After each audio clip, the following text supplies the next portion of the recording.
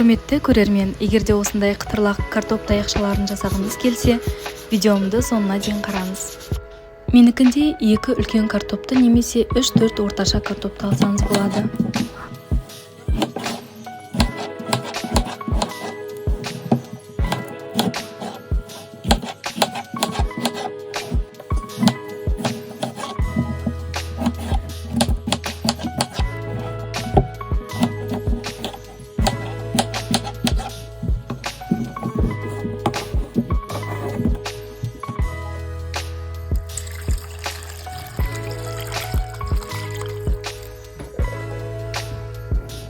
Картопты дайын болғанша 15 минуттай қайнатып аламыз.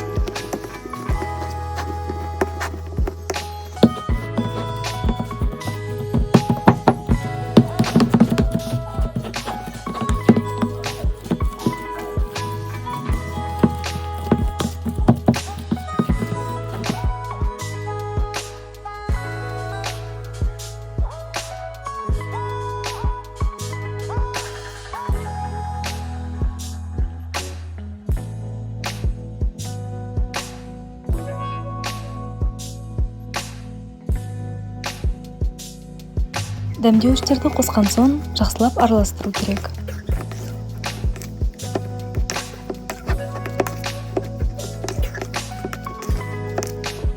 Картоп крахмалының орнына жүгері крахмалында қолдансаңыз болады.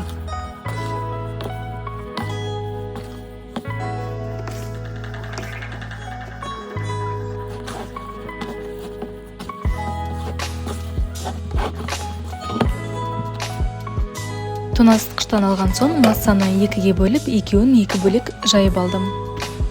Егер де сіздің массаңыз тақтайға жабысып жатса, крахмалдан сеуіп жіберіңіз.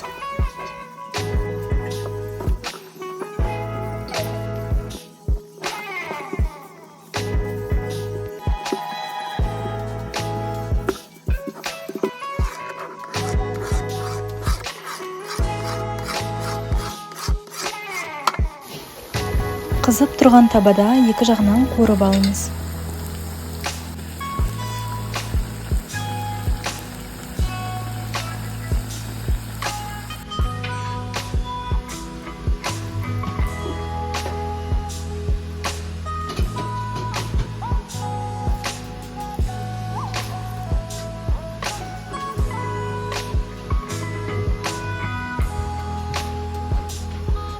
Осымен қытырлақ картоп таяқшалары дайын.